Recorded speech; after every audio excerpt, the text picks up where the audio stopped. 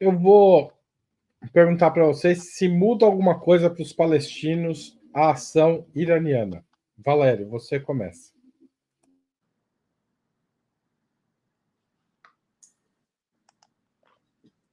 Muda.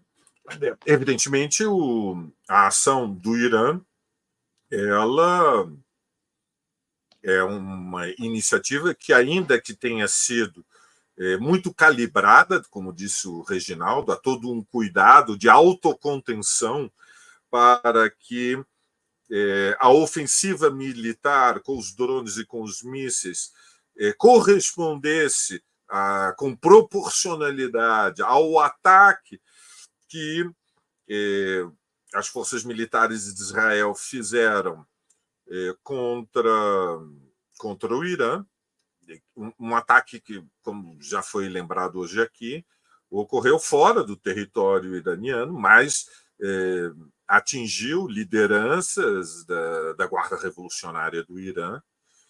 E o Irã tinha todo o cuidado de fazer com que a Síria, que o Iraque soubessem da sua iniciativa, o que evidentemente permitiu que a informação tivesse chegado a Tel Aviv.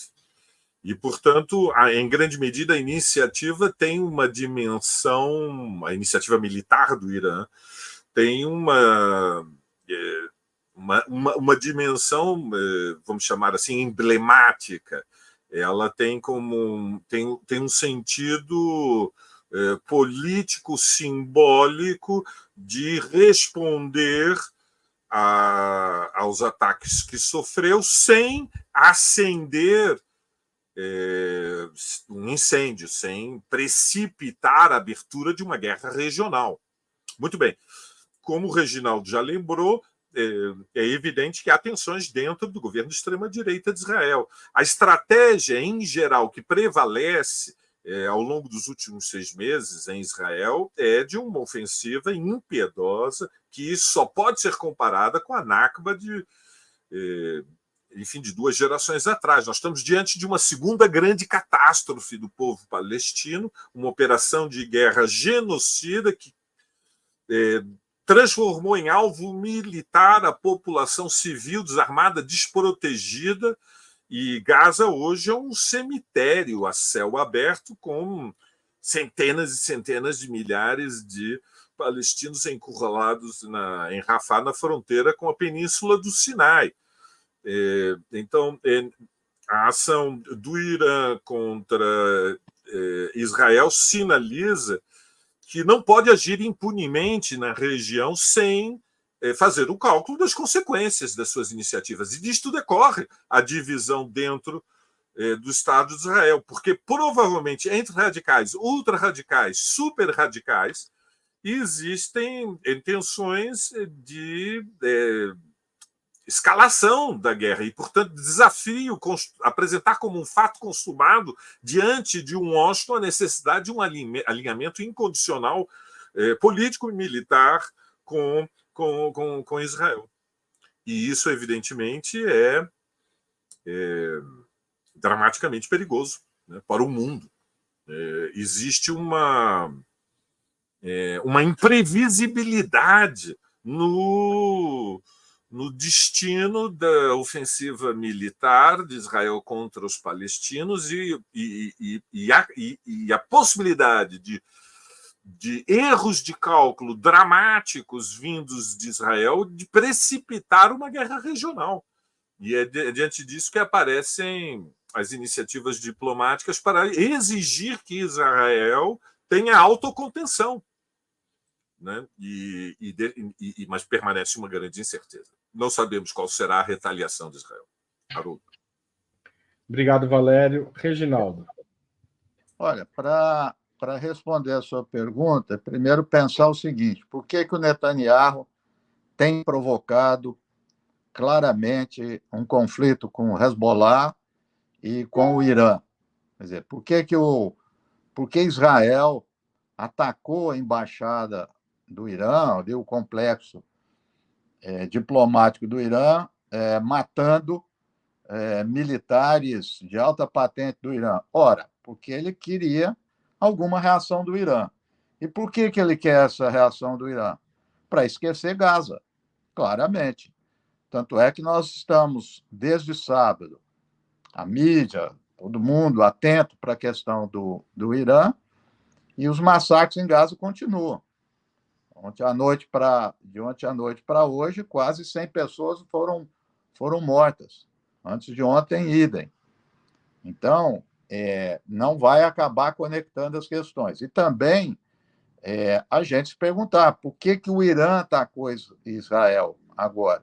Ele atacou Israel como uma resposta ao ataque à embaixada. Quer dizer, a questão palestina não tá, infelizmente, ela não aparece como um dos motivos, né?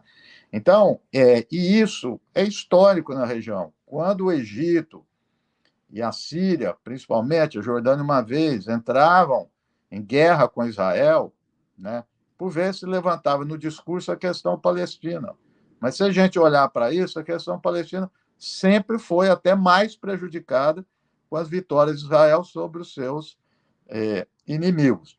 Então, a questão palestina ela deve vir por outro viés, né? E que questão é essa? Nesse momento, a gente pretende, né, quer dizer, todo o movimento popular no mundo, que pare o genocídio, né, para depois colocar em pauta as outras questões. Mas, infelizmente, o que tudo indica é essa questão sumiu da pauta, né? O cerco a Rafah e o provável ataque ainda não está definido. Os Estados Unidos agora está tentando refrear, né, Israel de um ataque ao Irã, mas nada a ver com Rafah, quer dizer, suspendeu temporariamente. Então, as questões palestinas continuam indefinidas. Eu entendo que, para ter algum tipo de interrupção, né, nessas ações de Israel, tem que ter uma presença mais forte de grande potência. Sem isso, vai ser muito difícil. Obrigado, Reginaldo. Rose Martins. Olha, eu acho que não tem como o próprio professor Reginaldo falou, essa resposta do Irã está ligada à questão da embaixada, né, no dia 1º de abril. Não é uma questão direta com os palestinos.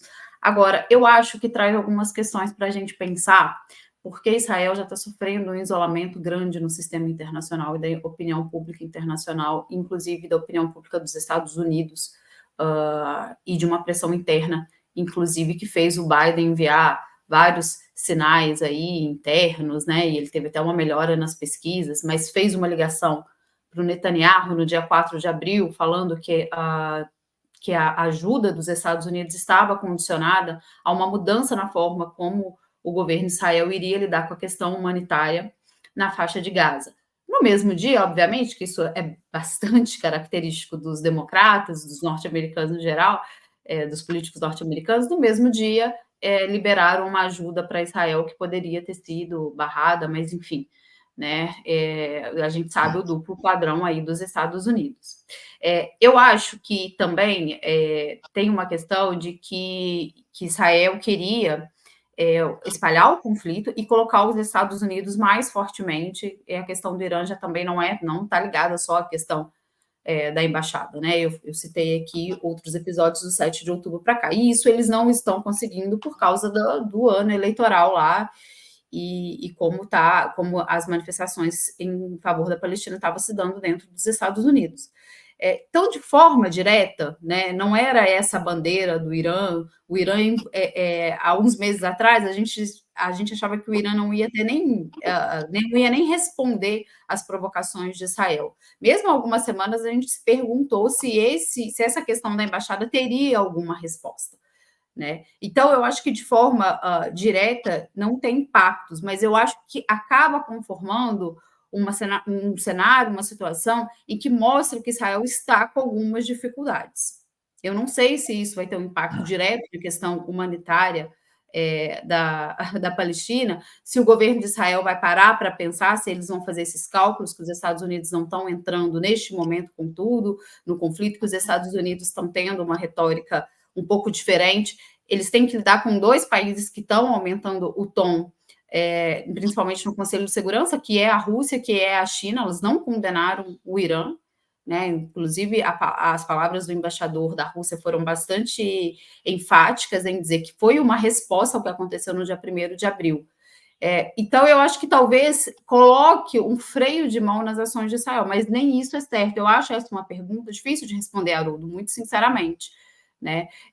Talvez o quadro que se conforma o Irã, mostrar que o Irã não está isolado, que o Irã tem uma capacidade de resposta, talvez envie alguns sinais para o governo israelense, alguma mudança na estratégia ali, que coloque um freio de mão, que eu acho também que é muito difícil. Eu acho que a situação dos palestinos ainda é muito dramática e que, apesar de um país ter mostrado que pode dar uma resposta para Israel, eu não sei se existe um impacto ali na vida dos palestinos para caminhar para um cessar-fogo e, mais profundamente, a situação da Palestina como um todo, né, que eles enfrentam um regime de apartheid colonial.